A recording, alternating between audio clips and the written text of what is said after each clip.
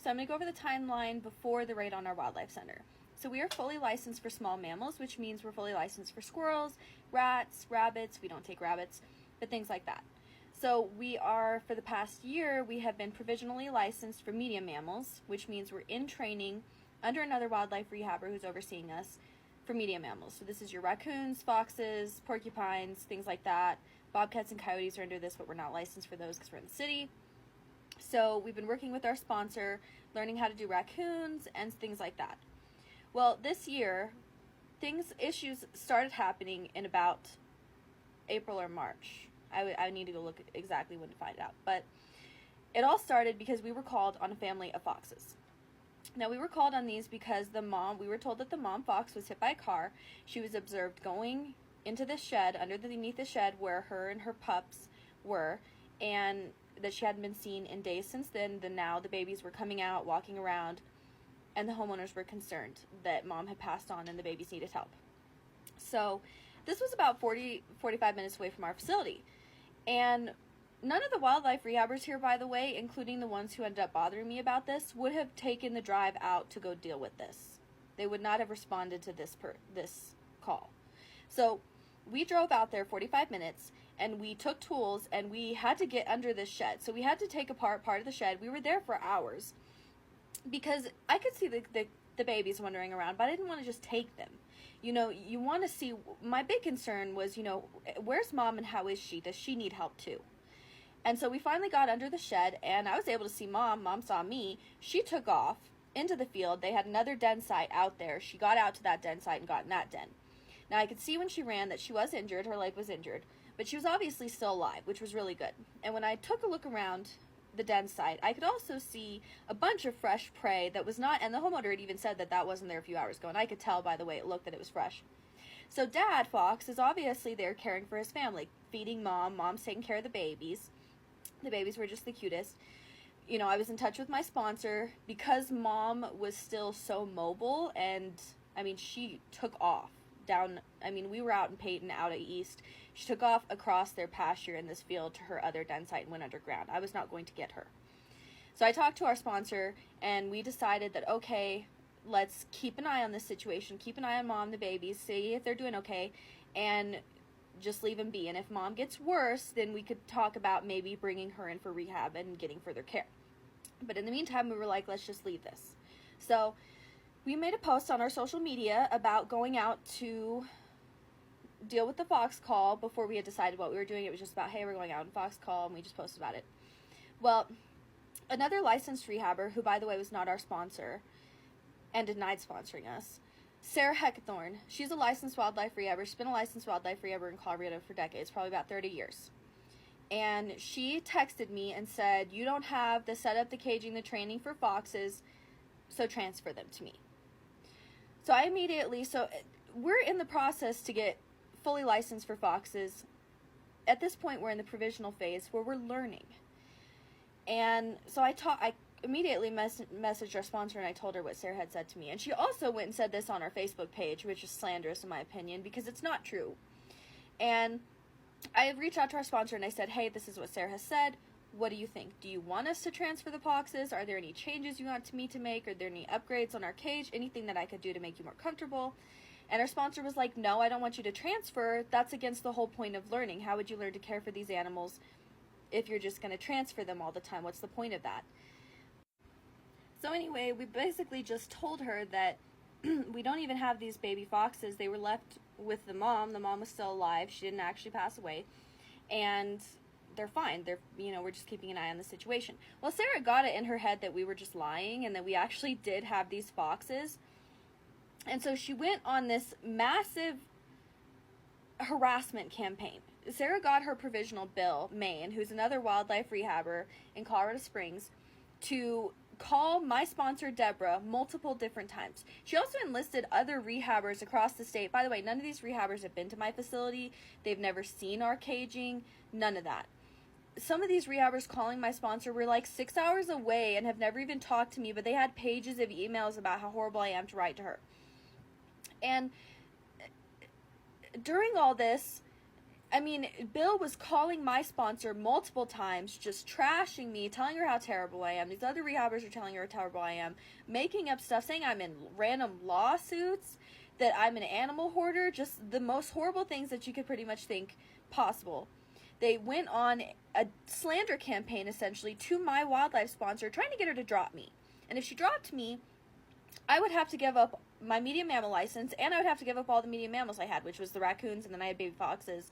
And then by that time, we had a baby porcupine in and stuff like that. So, you know, and throughout this, Sarah is demanding that I transfer my foxes to her. And then we're also getting other rehabbers who then want my other medium mammals, like our porcupine, transferred to them too. So they went on this massive slander campaign to our sponsor. And thank goodness it didn't work. Because our sponsor's seen our facility. She's seen our caging. She has access to everything. She knows that I'm willing to do whatever is best for the wild. Like, if we wanted to make changes, we're fine with that. If you want to make upgrades, we'll do it. You know, and she was listening to their concerns, you know. They had a lot to say, and so she did want videos of my facility, like, right after they had talked to her sometimes, like, hey, can I see videos of your facility, your caging, how are the animals, what's going on, give me some more updates. And I would always do this because, you know, I don't have anything to hide, and we're trying to have a good relationship. And so their slander campaign against us didn't work. Our sponsor didn't drop us. We weren't transferring the animals. And then we were reported to Colorado Parks and Wildlife. Now, in my personal opinion, I believe it was Sarah Heckathorn and Bill Main and the group of rehabbers that are all tied into harassing us. And Colorado Parks and Wildlife, by the time they showed up at the end of May, I was so emotionally exhausted. I mean, we had been being harassed by these other rehabbers for so long by that point. I was so drained. This is the middle of the baby season. We have so many bottle babies. I'm working my butt off. I have no sleep, you know, because we specialize in the neonates. I don't, you know, they need fed every few hours through the night. I was exhausted. And unfortunately, you know, our dryer had broken. And so all of the items that we normally had in the laundry room were all pulled out and put into our hallways because we had to pull the dryer out and have room to work on it in there. And then we were also behind on laundry and stuff because of that. And so when our officer showed up, he showed up because we've been reported for having foxes. Isn't that funny? So that's how I know, you know, in my opinion, I don't have any evidence it's Sarah yet that placed that report, but I mean, the obvious, she didn't get her way, you know, because after that point of us helping those two foxes, we had taken in 2 other kits that were orphans that did need to come into rehab. And then I also had some baby grays that she didn't know about at that point because I hadn't posted them. But I posted the baby porcupine and she knew about that, and that was, we were also reported about that. So when he showed up May 22nd, he came with IWRC standards, which is International Wildlife Rehabilitation Standards.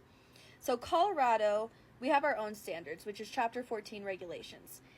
IWRC is recommended, but it is not required. Colorado standards doesn't have specific cage sizing standards. It just says that the animals need to have enough room to, you know, develop normally, you know, display normal natural behaviors, and that they're not overcrowded or anything.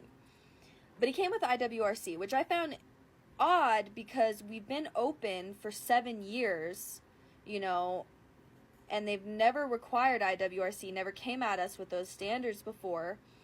My stupid self said to the officer, I was like, IWRC isn't required here. None of our squirrel cages are IWRC standard. We'll see how that's important later. So when he showed up, he was concerned about the foxes and the porcupine. So at this point, we had only had the porcupine 2 days. And actually, the homeowners had thought she'd been laying in their yard for days, and they thought she was already passed away until she stuck their dog, and then they realized, oh my gosh, this is a baby porcupine that's slowly passing away in our yard. And they called everybody for help, and guess who wouldn't help them? Colorado Parks and Wildlife doesn't go out and help wildlife. The other wildlife rehabbers here will not go pick out the wildlife. So my facility, I got in my car and I drove out almost an hour, then had to go into their back field and hike up to go get this baby because they're afraid to touch her, understandably. She's a porcupine. And I had to get her, and we brought her back to our facility. And so this time, it had only been 2 days, and she's still getting critical care because she was covered in bugs. She was extremely dehydrated, underweight, barely alive. Lucky she survived. So We had her in a small, about 20-gallon enclosure, which actually, on that note, when he came with IWRC has multiple standards. So it has neonate standards, it has juvenile nursing, pre-weaned, then it has outdoor juveniles, then it has adults, and then it has injured adults. So there's like multiple different cage sizes. Now, if you're just looking at babies, there's 3 different cage size recommendations per age for IWRC, which again, we're not required. But if you're going to go off the baby sizes, it's the neonate, the nursing pre-weaned, and then it's the outdoor. At this stage, for the porcupine, she was a neonate. She had her umbilical cord still attached. She was a newborn. She was at a newborn weight. And we specialize in neonates, by the way. That's what our facility is known for. He shows up with IWRC standards, and he only has juvenile pre-nursing, pre-weaned, and outdoor juveniles. He does not have neonate standards with him. He proceeds to tell me he cannot tell the age of the porcupine, and proceeds to tell me that she needs to be in a larger enclosure. And I explained that, she's in critical care. And no, I don't know, it doesn't matter. He wants her in a larger enclosure. It didn't matter if it messed with her health or anything like that. Same with the foxes. The foxes were in 2 separate cages. One was in a double ferret nation, which these are baby foxes, okay? They're not adults. And then the other was in a very large dog kennel. Now, they would have been outside in their outdoor enclosure already at this point if we had not listened to these other rehabbers that had been harassing us. See, initially when all this harassment started, we tried to make them happy by expanding my fox cage and adding more dirt and adding in a dig area and just doing things that they were recommending, but none of it made them happy. And so again, I had taken the top off the fox enclosure to expand the size of it, and so the top hadn't been put back on yet. So when he came, they weren't in the outdoor fox enclosure. So he said they need to be in IWRC, they need to be out in this enclosure. So if there's an issue found with your facility, these officers are supposed to give you a written warning. He did not give us a written warning. He gave us a verbal warning. He told us that he wanted the porcupine in a different cage, 3x3x3, and he wanted the foxes in a 3x3x3 cage, and that he wanted this all done within 13 hours because he showed up at our facility after 6 p.m. at night, and he wanted this all done by the time he would be back by 8 a.m. the next morning. So 13 hours, this was all done verbally, no written warning, and so we just wanted to do whatever he asked. So we immediately, as soon as he left, I finished the top of the fox enclosure, and we moved the porcupine even though she was little and struggling, and I was worried about it affecting her rehab. Special licensing wasn't listening to us. I got her in a bigger cage. I was willing to do whatever they asked. And then he didn't show up the next morning. Instead, he calls and he says that he won't be able to make it, but he wants videos and pictures of our facility to show that I did everything that he asked. And I said, okay, great, of course. So I sent him videos and pictures that we had moved them into and he wanted to see pictures of the animals in the moved caging to verify that they'd been moved into bigger caging. Well, we moved them into the caging, showed him pictures and everything, and he texted me back saying that everything looked great. Part 2 of the timeline of events leading up to our wildlife center getting raided. These are the texts from our wildlife officer saying that everything looked great. So because he said that everything looked great, I believed that everything was great. I mean, I even have a text message exchange between my sponsor where she just had a bad feeling that they were going to make an example of us. And I texted her back and I was like, but how? Like, we did everything they asked. How could they? I'm so naive. Anyway, so then comes 2 months later, July. And I knew when they got here, it was a raid. And I knew that because of the amount of officers that were outside my door. And the first thing that our officer said when he walked into our house was, this has nothing to do with the harassment from the other rehabbers. The very first thing he said when he was there. So they had called it, aside from coming to raid us for our wildlife patients, we're an exotic animal sanctuary. I have special needs cats, a dog I've had for years, and a bunch of exotics like sugar gliders, chinchillas, parrots, very intelligent macaw, African greys, animals that have been here for years and have bonded to us.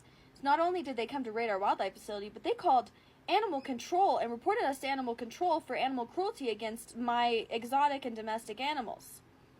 So when they first came in, animal control wanted to do exams on all of the animals. And I just, they didn't come with a warrant. And I didn't ask for one. They didn't have one because, I didn't think I was doing anything wrong. So it's like, why would I even ask for a warrant? Because people have been asking me, if they had a warrant, why didn't I ask if they had one? And I've always let officers in.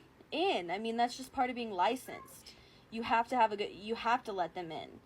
And so animal control came in, and we have animal control, people use animal control as a weapon. And so animal control has been here a lot because I tend to piss people off by being outspoken.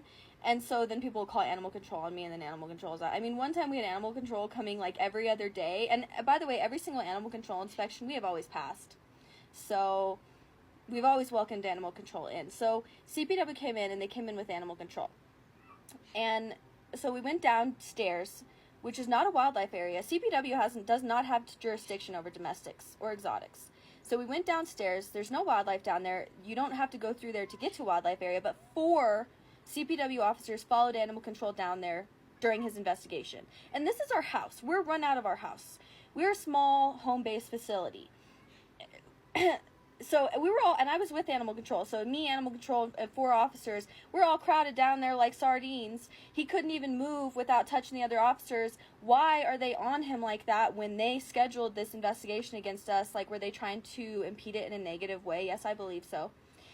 Especially because when animal control, when they got there, I put my dog in his kennel, because I didn't want him running around with a bunch of officers. And when we went downstairs to look at the exotics, my dog's kennel was there. They could see him. It's not covered. There was nothing, it's a see-through kennel. It has wires, you can see in it. You could clearly see my dog. Well, after animal control was done looking at the animals in the basement, he did physical exams on them and everything. We came upstairs, and then Sarah Watson, the CPW officer, tells animal control to go look closer at my dog, that you could clearly see in his kennel, clearly brushed, well taken care of. I have him on pet insurance. I've spent hundreds of thousands of dollars on that dog. But whatever. I was like, animal control, that's fine. We went back downstairs. He did an exam on my dog. He's fine. She then tried to get animal control to take my special needs cats, which would be euthanized if they went to a shelter. Thank goodness animal control did not take any of our domestics, exotics, my special needs, nothing. But that shows how much of a nasty person Sarah Watson is. Sarah Watson, don't get her confused with Sarah Heckathorn. Sarah Heckathorn is the rehabber harassing us. Sarah Watson is one of the officers that was here during the raid. Now, this is important because Sarah Watson, I believe, works very closely with Sarah Heckathorn. Sarah Watson is always doing a lot of wildlife transfers, specifically baby bobcats, to a local rehabber. Well, the only local rehabber who does bobcats is Sarah Heckathorn. So I believe that they have a personal relationship, are friends or whatever, and that Sarah Heckathorn's hate towards us rubbed off on Sarah Watson, because when she was here, she was so freaking angry. Before this interaction, I'd never been around Sarah Watson. She'd never been our officer before. She'd never been into our facility. She had so much anger towards us that it felt very personal, especially trying to get my domestic pets taken. And so when animal control finished, when he went to write his report, he went out in his truck, probably to get the heck away from all these officers who would not leave him alone. And then when he came back, the officers swarmed around him asking what he'd gotten us on. And then when they realized that he wasn't taking, and then when he told them that, they realized that we hadn't been cited on anything from animal control, then they all got very angry. The energy shift changed. When they found out animal control wasn't coming at us for anything, they all seemed very, very, very angry by that decision. Very angry that he was not taking any of our exotic pets.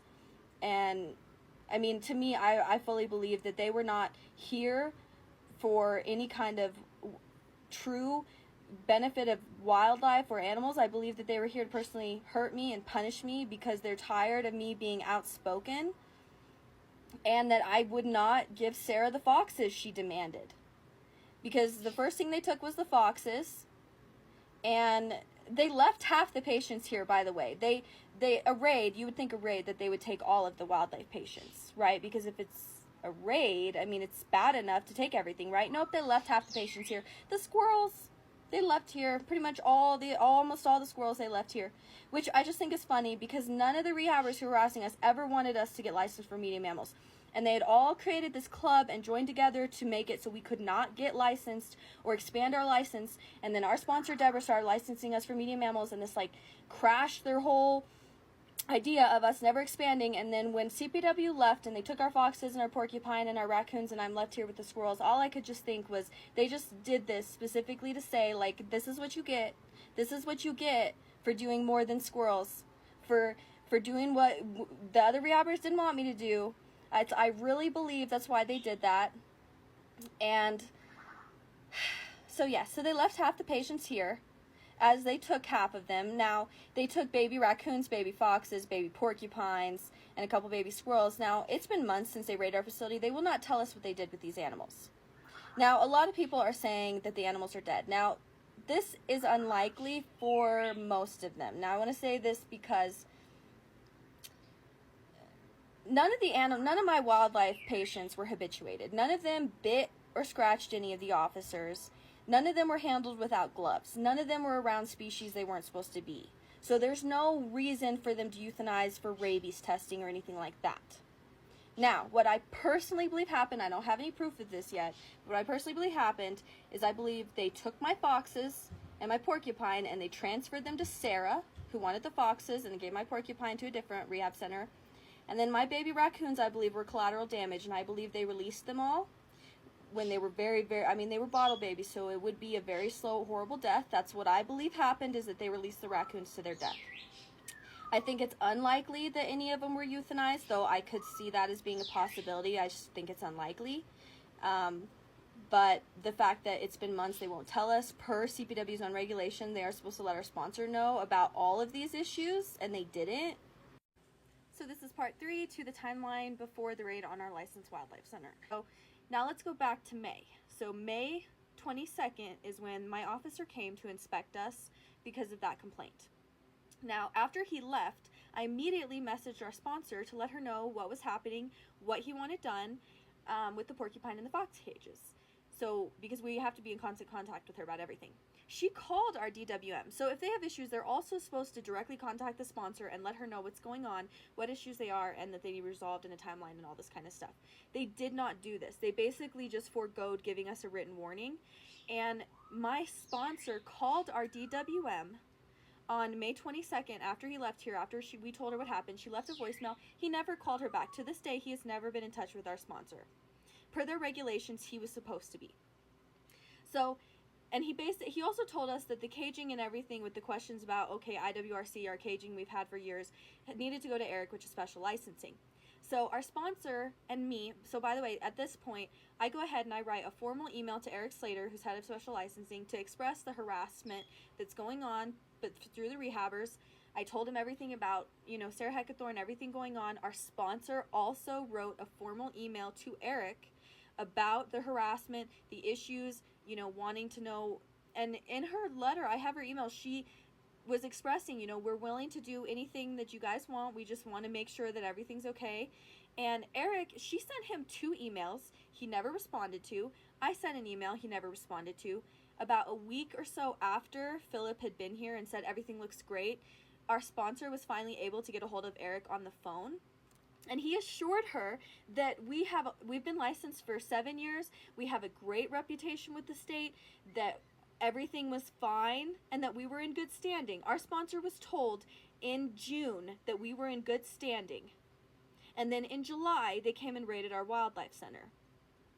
Now, when they came and raided us in July, they did end up leaving half of the patients here.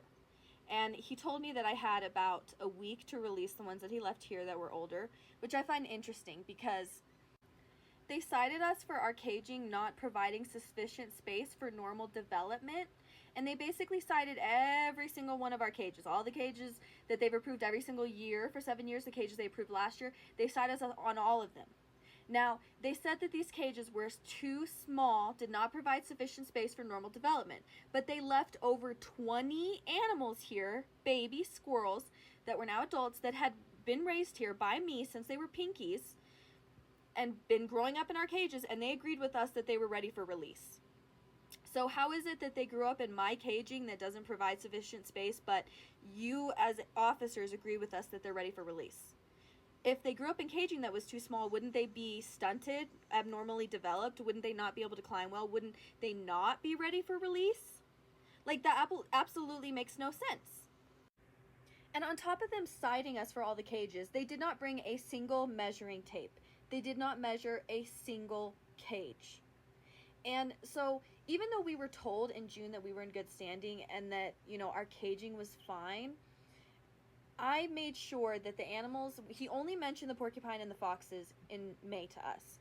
And so I made sure whenever because they grew up, you know, through the 2 months, I made sure whenever we moved them that the foxes and the porcupine were always above IWRC after he mentioned that to me with them. So when they came in July, the porcupine, first of all, they couldn't even tell how big the cage she was in because it was 2 double critter nations combined, and anybody who has those kind of cages knows that there's shelves, there's like a little tunnel to the top system and everything, and they acted like she only had the little tiny one section critter nation to go in, and I explained to them, no, it's this entire cage, because at that age she was supposed to be in 3x3x3 because she was still nursing, and the cage was 4-ish by 6-ish by 2-ish, which is bigger than 3x3x3, and they cited me and fined me for it. And then same with the foxes. The fox enclosure for IWRC, so for nursing would have been 3x3x3, but the foxes were older than that. So by the time they came back again, they needed to be in outdoor caging, which they were. And outdoor caging for IWRC for foxes is like 4x8 by 8 or something. My fox cage is 12 by 10 by 6. It is bigger than IWRC standards. They didn't even measure it. They fined me for it. They're trying to. We're fighting all of this in court. So I haven't officially been convicted of anything, but this is what they're trying to get me on. They're trying to find me on this fox cage that was above standards. And then they fined me on all the squirrel caging that they had never mentioned having issues with ever before, and said that they were all inappropriate even though my squirrels were all ready for release.